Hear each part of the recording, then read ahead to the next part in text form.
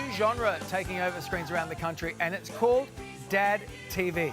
This is not an insult, this is what it's called. Here to explain the rise of Dad TV is our cultural expert, Thomas Mitchell.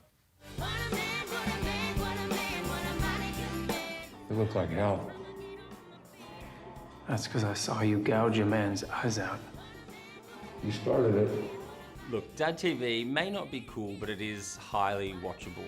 It's the kind of show where respect is king. Often the character's wearing jeans, maybe they have a big truck or a horse, but essentially it's about feel-good TV where we know objectively what is right and wrong. Maybe there's a quest involved, but ultimately good prevails in the end, and usually the hero looks pretty good doing it.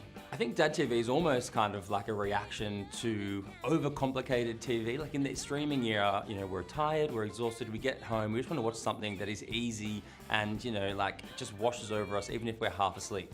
That is Dad TV. You can switch it on and it just feels good to watch. It's why you see the, you know, the rise of like the Yellowstone, Landman, and Reacher, which is almost like peak Dad TV. All you need to do is sit on the lounge and watch these very impressive men who often look very good in their jeans, doing exactly what they do, and at the end of the day, you feel good. Look, Dad TV, you know what you're getting. It's uncomplicated, it's funny, it's feel good, and it just has the kind of like really throwback old school values. It's respectful, and the hero loves his wife and loves his kids, and he knows that he's seeking justice. These are the kind of real, you know, classic Dad TV vibes. Reacher has been kind of peak Dad TV. He is, you know, this incredibly imposing, muscular man, but he always wants to do the right thing, even if he has to kind of break a few bones along the way. It's fair to say we're kind of living in the golden age of Dad TV. Yellowstone, Reacher, Hijack, Ted Lasso, Lioness, anything Taylor Sheridan touches is basically peak Dad TV.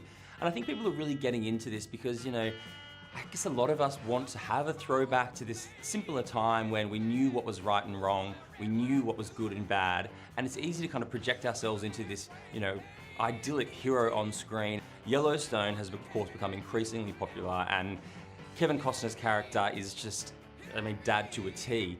On the other end of the scale, we do have Reacher now in season 3, and that's kind of like the idyllic Dad TV. He's such a big, imposing figure. He's this kind of like ultimate man. And the way he kind of carries himself and the way he goes about his business, and always respectful, but always very impressive. I mean, it's everything that every dad in the country wants to be. One of the key characteristics of Dad TV is that it differs from the old school kind of action heroes that we were used to. You know, we grew up with the likes of Arnold Schwarzenegger and Sylvester Stallone. Dad TV is more about really relatable heroes. Like, they don't have to necessarily be these kind of super imposing figures, but instead they're, you know, everyday people doing extraordinary things. And especially with like the likes of like Ted Lasso or Hijack starring Idris Elba, they were just kind of like usual people that audiences could see themselves in, but they found themselves doing these incredible things. And similarly with Yellowstone, you know, that's a family drama. Everyone can relate to different parts of that family. While Dad TV, the term might be strictly gendered, and, you know, you could make the argument there is no such thing as Mum TV. It hasn't been strictly just for men. In fact, so many of these shows like Reacher and Yellowstone have a pretty 50-50 split in terms of audience demographic between men and women.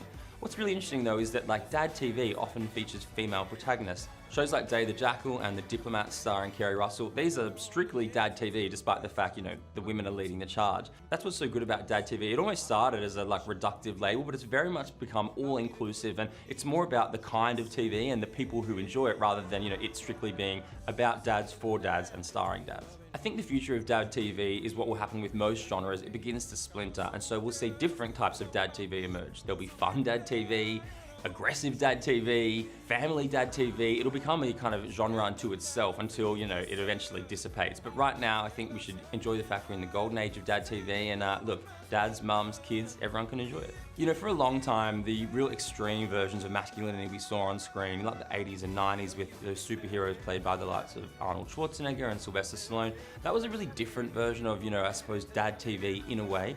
But it's kind of graduated, and, you know, the strength of Dad TV now and why it's become increasingly popular is that the people we see on screen are relatable, and therefore audiences at home can really see themselves in the characters on screen. I mean, I don't see myself in Reacher, but my dad loves it. Loves it. Oh, mate. The dads love Reacher. The dads love Reacher. My dad's like, have you watched Reacher? I'm like, oh, no, I've watched one episode. Gotta watch it to the end. Everything's so aggressive when you're Oh, Scottish, isn't I know, it? it's really, I bloody love you. You know, I reckon there's a dad TV show in your dad. Do you probably? Do you watch any dad TV? I watched Yellowstone, The Diplomat, Ted Lasso. I've ticked a few of them. Yeah, I take a lot of the It's Day of the just Jackal. Easy to get hooked. I know, it's so good. That's how we roll. It's a great moment. It's Great. to be alive. It really is.